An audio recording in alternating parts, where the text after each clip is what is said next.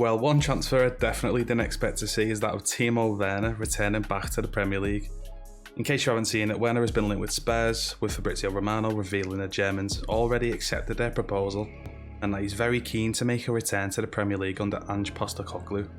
And it's a very interesting one to say the least.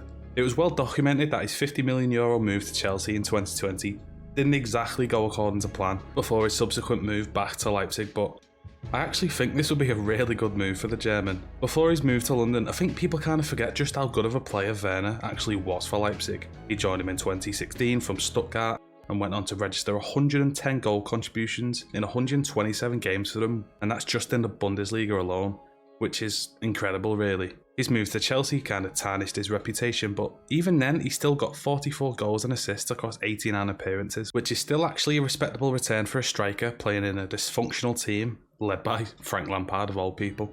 During his short stint in London, he was played as that focal point, up top as a 9, off the striker as a centre forward, and on both wings occasionally, so he was constantly being shifted positions, and this is without mentioning the constant interchanging and shifting of the players alongside him in the front three.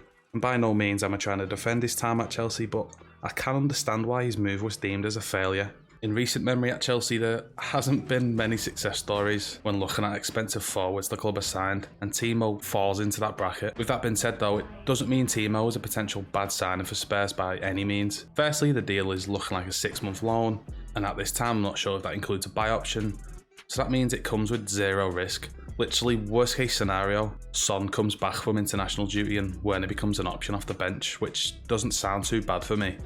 With Son missing several games, obviously playing international football, Spurs left with the likes of Richarlison, Brennan Johnson, Kulusevski and Brian Hill, which mainly consist of players that don't scream attack and output.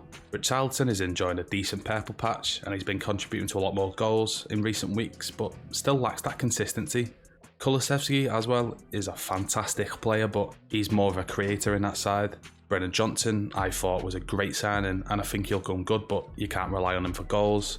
And then Brian Hill, you know, he's still very young, but he's had limited minutes at Spurs since he signed for them, so once again you're kind of struggling to see where the goals are going to be coming from. So whatever your thoughts are on Werner, he's a proven goal scorer in Germany who has scored over 100 league goals while still only been 27. I find it hard to criticise the move.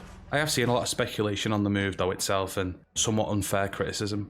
We have touched on his move to Chelsea, not going well, but how many fantastic forwards have we seen move there and just not live up to expectations? There's too many to count, so you can't really hold that against him.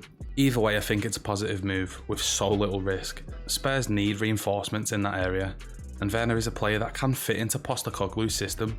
He's a hard worker when it comes to leading a press, which is something Ange looks for in his players.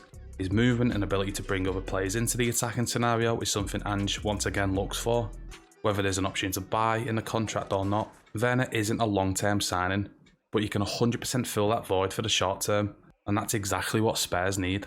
The German fits the profile, being able to play up top or on the left. He has an abundance of pace, which Spurs are kind of lacking up front right now, and he brings that energy and ability to create space for others, which is so valuable for Postecoglou's philosophy.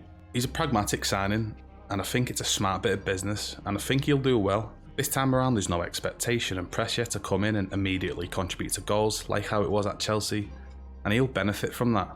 With the news coming out, there's obviously been criticism, but a fair one being he's barely played for Leipzig this season. And why that is true, Leipzig have so many attacking talents, obviously with the likes of Luis Openda, Benjamin Sesko and Xavi Simons, so it's not really a surprise that he struggles for game time. But yet he still scored 2 goals in just 200 league minutes, so there is still definitely a player in there.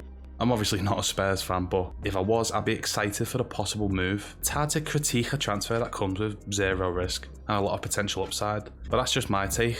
Literally as I'm recording this, Fabrizio Romano has just tweeted to confirm the loan move, and it does include an option to buy, although it isn't mandatory. So once again, that just reinforces that there is literally zero risk in the deal. So effectively it's a win-win, and I think it's a pretty good move for all parties involved. So welcome back to the Premier League, Timo. Don't show